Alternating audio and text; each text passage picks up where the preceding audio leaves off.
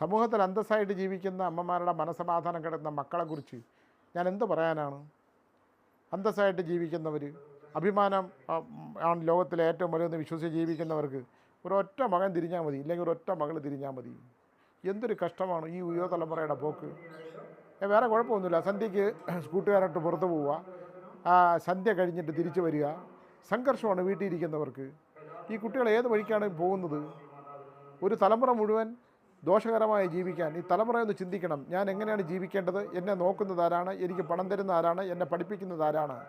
ഞാൻ എന്തായി തീരേണ്ടത്?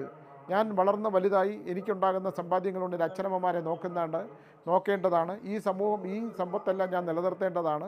എനിക്കും എൻ്റെ അച്ഛനമ്മമാർ എന്നെ വളർത്തിയ പോലെ എനിക്കുണ്ടാകുന്ന സന്താനങ്ങളെ വളർത്തേണ്ടതാണെന്ന് ഒരു നല്ല പ്രായത്തിൽ ഇങ്ങനെ ചിന്തിക്കണം. ഇങ്ങനെ ചിന്തിക്കാതെ നശിച്ചു പോകുന്ന ഒരു തലമുറയെ ഓർത്ത് ഞാൻ ദുഃഖിക്കുകയാണ്. ഇതിൻ്റെ നല്ല വശം എടുത്തുകൊണ്ട്